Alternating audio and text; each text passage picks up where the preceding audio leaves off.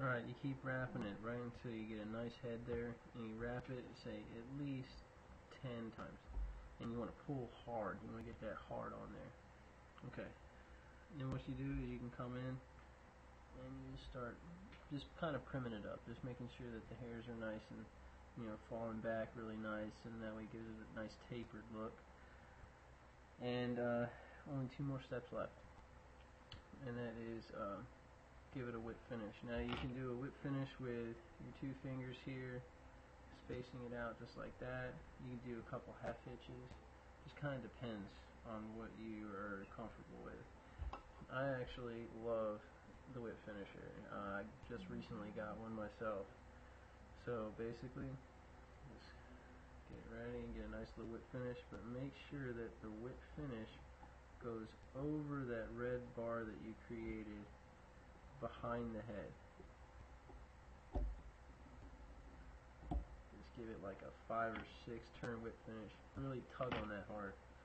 Then you take the X-Acto knife or the scissors, just come right up underneath, lay it flat, and then just clip it right off. Now there's only one final thing to do, and this is something that I actually learned myself. The first one I ever made I threw out there, and after I caught probably about 10 fish off this one lure in the span of about a half hour, and the head right up in here started getting shredded because of how many fish were hitting this thing. So what you gotta do is something that I never would have thought of at first, but because I'm a newer fly tyer, but clear nail polish.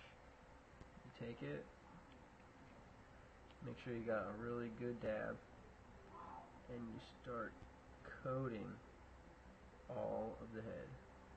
You try not to get any on the fibers back behind the head, but you stick it in, you get a nice little glob, and you just keep coating it until you get a nice even coat all on the head. And what's funny is it's actually going to go around the thread as well, so it's going to be locking in that whip finish that you just put on there, or the half hitch. So you want to give it a really, really nice thick coat. Make sure you don't get any of it in the eye of the hook. So I'm going to do that. Then one of the best things that you can do, you take it, you grab the eye with a pair of your pliers that you have on you that you crimp down the hook, the barb with.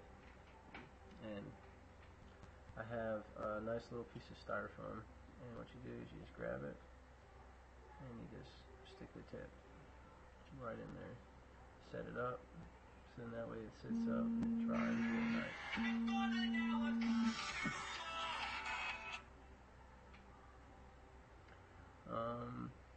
And that's pretty much it. You just sit there, and what you do is you hold it and you just make sure that it stays on there, and you just give it a couple different coats, and that's about it.